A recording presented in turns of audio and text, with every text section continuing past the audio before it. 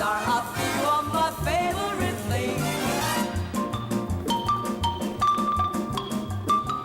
한국 최초의 걸그룹 멤버였던 이난영 여사가 최초의 걸그룹 프로듀서가 되어서 딸과 조카를 키우는 건데, 자, 그런데 이분 제작 능력이 장난이 아닙니다.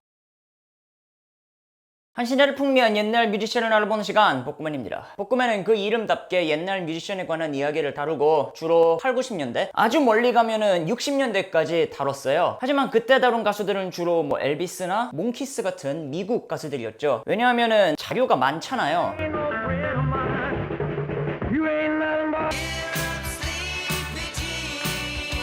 우리나라는 미국보다 솔직히 말하면은 몇십 년 뒤처질 수밖에 없었습니다. 일제강점기를 거쳐서 전쟁에 시달려야 했고, 이후로는 문화생활을 즐기기보다는 먹고 사는 게 훨씬 더 중요한 나라였으니까요. 하지만 그렇기에 이 시절의 이야기는 다른 시대보다도 값진 면이 있습니다. 황무지에서 무일푼으로 이뤄낸 성공이 후배들에게 선례가 된 거니까 오늘은 그런 선구자의 이야기를 해볼까 해요. 우리는 60년대에 이미 미국에 진출한 한국 걸그룹이 있었다는 사실을 많이들 모릅니다. 그리고 그 성공은 2020년에 이뤄낸 성공과는 완전히 다른 방식이었어요.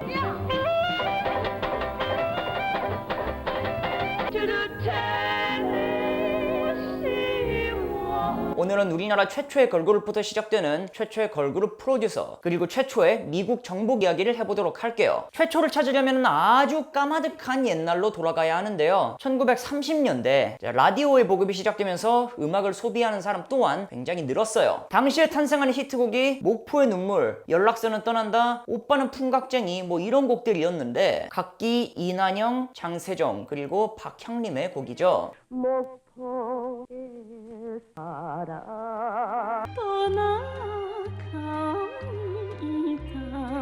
아빠는 풍각쟁이야 마. 그런데 이 세 명이 모두 같은 레코드 소속이라면, 우리 채널에 최적화된 비유를 하자면은 어떤 큰 소속사 하나가 휘트니 휴스턴이랑 모라이어 캐리랑 셀린 디온을 다 갖고 있는 거예요. 이분들은 모두 오케 레코드에서 운영한 조선 악극단 소속의 가수들이었고요. 일본 오케 레코드의 사장이 소속 여가수들만 모아서 약간 올스타 같은 개념의 저고래 시스터즈라는 그룹을 만들고, 이게 우리나라 최초의 걸그룹이 되었다고 알려져 있어요. 멤버는 이난영과 장세정을 고정으로 하고 박향림과 이화자 같은 이후의 멤버들은 계속 바뀌었다고 합니다. 그렇다면 이분들 당대의 인기 가수였으니까 당연히 부와 명예 모두 얻고 살았겠죠? 그렇지 않았어요. 저고리 시스터즈는 일제강점기 시대에 우직하게 조선의 저고리를 입고 공연을 했고, 광복 뒤에는 해산하지만은 이난영 여사 같은 경우에는 주한미군 상대로 공연을 하면서 가족을 먹여 살렸습니다. 하지만 얼마 지나지 않아서 6.25 전쟁이 일어나고 집마저 무너졌죠. 이 엔터테인먼트라는 게 누군가에겐 즐거움이었지만 누군가에겐 말 그대로 생기였던 거예요. 그런 폐허에서 이난영은 자신의 두 딸과 조카에게 너희는 이제부터 김시스터즈라고 그룹이 결성됨을 알리는데요. 미국이 어디 있는지를 몰랐던 어린 새 멤버는 하라는 대로 영어 가사 발음대로 달달 무작정 외워서 미군들에게 들려줍니다. 왜냐하면 미군을 얼마나 만족시키느냐가 당시 몸값의 척도였으니까요. 리더 김숙자 씨는 올레 버터밀크 스카이라는 곡이 자신들이 부른 첫 곡이었다고 예상하는데요. Old buttermilk sky. If I can only bank on you, old buttermilk sky. 이 당시 새 멤버의 나이는 만으로 15, 14, 그리고 13. 지금의 웬만한 아이돌 그룹 나이보다도 어린 나이예요. 한국 최초의 걸그룹 멤버였던 이난영 여사가 최초의 걸그룹 프로듀서가 되어서 딸과 조카를 키우는 건데, 자, 그런데 이분 제작 능력이 장난이 아닙니다. 첫 번째로 재능을 발굴하는 능력. 김시스터즈가 처음 곡을 선보이자 미군들이 단체로 막 앵콜을 외쳤다고 해요. 더 외운 곡이 그땐 없어가지고 같은 곡만 몇 번씩 불렀는데도 계속 좋아해줬다고. 그리고 54년부터 58년까지는 미 8군 무대에서 공연을 했는데, 여기서 이난영은 한국보다 더 높은 곳을 봤죠. 미국을 가야 한다고. 바로 한국에서는 한계가 있으니 더 넓은 미국에 가서 엔터테인먼트를 더 배워야 한다는 것. 마침 김시스터즈의 실력이 주한미군을 통해서 미국에까지 소문이 퍼지고, 미국에서 이 그룹을 직접 보러 오고요. 이난영은 멤버들한테 가라 그러면서 어떻게든 비자를 구해줘요. 거기에 마지막으로 멤버들에게 악기를 배우라고 조언을 합니다. 왜? 이 당시 미국에서 인기 많던 걸그룹들과 우리를 비교했을 때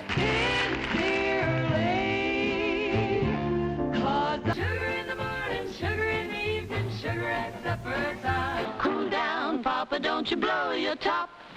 실제로 김 시스터즈는 미군들한테 코리안 맥과이어 시스터즈라고 불릴 정도로 그 그룹의 노래를 많이 커버했단 말이에요. 그러니까 지금 우리는 아류인데 본토 가면은 어떻게 살아남을 거냐는 거죠. 멤버들은 색소폰과 드럼 같은 악기를 들고 끝없이 연습을 했습니다. 그 악기도 종류를 막 가리지 않았고요. 멤버 김숙자는 당시에 이런 차별화 덕분에 라스베가스의 큰 호텔에서 공연할 수 있었다고 얘기했어요. 그리고 그곳에서의 공연을 에드 설리번이 보고 깊은 인상을 받는 건데, 에드 설리번은 에드 설리번 쇼의 진행자였죠. 팝 많이 아시는 분은 알겠지만은 엘비스가 여기 나와서 무대를 휘어잡고 나중에는 비틀즈가 나와서 브리티시 인베이전의 시작이 되었어요. 에드는 국적 인종 안 가리고 새 얼굴을 섭외하는 사람이었는데 딱 김 시스터즈가 거기에 부합을 한 거죠. 에드 설리번 쇼에 나온 김 시스터즈, 그리고 그때가 아메리칸 드림의 시작이 됩니다.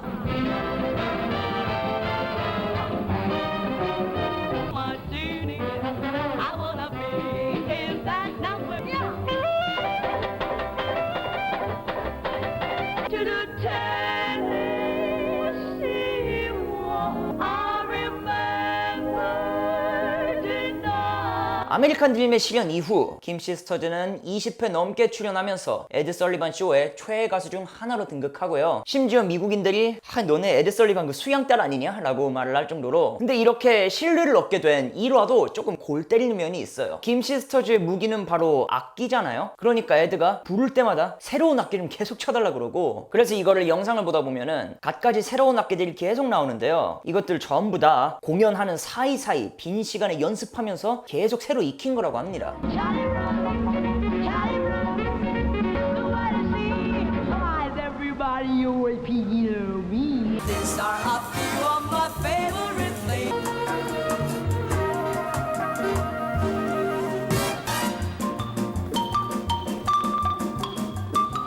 이 당시에 한국 걸그룹은 이런 식으로 결국 모든 걸 몸으로 때우면서 성공 신화를 써내려갔다는 이야기. 실제로 김숙자는 이 당시 자기들이 어떻게 자라왔는지 아예 기억도 안 난다고 했죠. 어머니 이난영은 멤버들이 성공할 때까지는 남자친구도 못 만나게 했다는데, 심지어 멤버들은 어머니가 돌아가셨을 때도 장례식도 안 가고 뉴욕에서 잡혀있던 공연을 그대로 소화했대요. 이거는 어머니라면 어떻게 했을까라고 생각해본 뒤의 결정이었고, 사실 지금 시대와는 굉장히 조금 결이 다른 간절함 아니겠습니까? 이런 간절함은 김 시스터즈를 라스베가스 지역의 초고액 납세자로 만들었고요. 당시 김 시스터즈는 한국에서도 핫했기에 마찬가지로 김 씨가 2명이고 이 씨는 딱 1명인 한국의 다른 걸그룹을 이 시스터즈로 이름 짓게 만들었어요. 김 시스터즈와 마찬가지로 미 8군 무대에서 활동하고 이후로 미국은 아니지만은 한국에서 레전드로 남게 되는데, 울렁울렁울렁대는 가슴 안고 아름다운 울릉도 저 넓은 황당한 구석에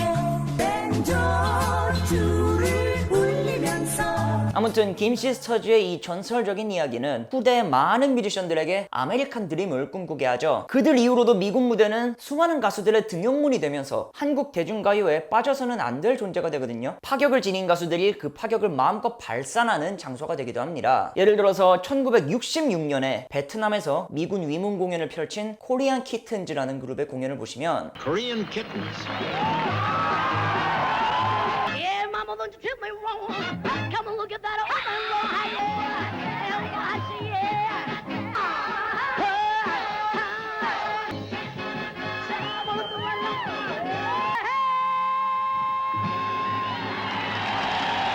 코리안 키튼즈를 모르는 분도 멤버 윤복희의 이름을 들으면 다들 아 하실 거예요. 이 당시 멤버들이 상상도 못할 어떤 치파오? 같은 옷을 입고 나왔는데 이분들이라고 출신이 외국이거나 그런 게 아니었어요. 코리안 키튼즈로 원래 시작이 한국 공연단 11명이 필리핀으로 잠깐 원정 공연 갔다가 돈을 뜯기는데 돈이 없어서 돌아오지는 못한 채 반년 동안 돌아오는 비행기 표값 벌려고 해외에서 무한정 공연만 계속 도는 겁니다. 그러다가 마침 영국에서 온 프로모터를 만나고 윤복희를 포함한 4명이 스카우트 제안을 받아서 코리안 키튼즈가 되는 건데요. No, no, no, no.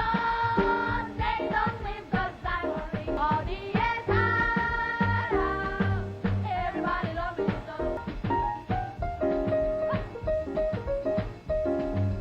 그렇게 BBC에 진출해서 비틀즈의 노래를 커버하고 유럽을 돌다가 김시스터즈가 있던 라스베가스까지 진출하는 루트였죠. 보면은 모두들 성공도 성공이지만 정말 살기 위해 뛰다가 아메리칸 드림을 이룬 경우였어요. 다시 김시스터즈 김숙자 씨의 썰을 들어보면 이 두 그룹이 라스베가스에서 처음 만나고서는 같이 한 게 김시스터즈가 받은 김치를 나눠 먹는 거였다고. 눈물이 나는 썰이죠. 세계를 돌던 코리안 키튼즈의 윤복희는 60주년 한국에 와서 미니스커트로 전국을 충격에 빠뜨리고 그렇게 외국의 문화는 계속 한국에 들어옵니다. 그리고 이 선배들을 보면서 꿈을 키운 후배들은 자신들도 가수가 되기 위해서 불모지에서 맨 땅에 헤딩을 했죠. 하필 그 사람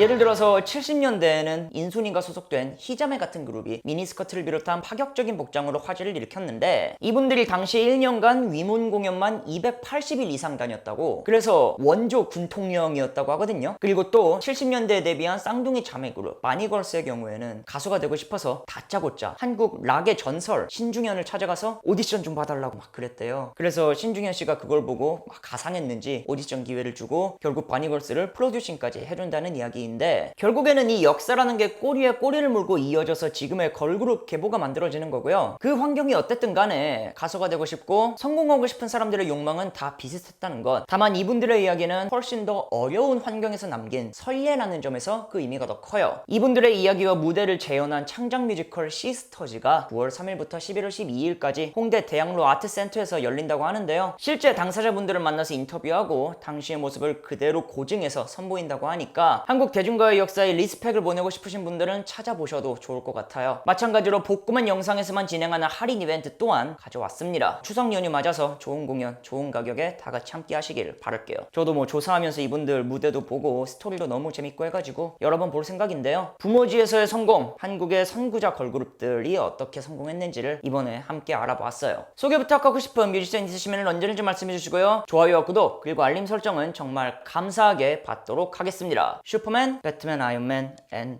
복구맨 렛츠고.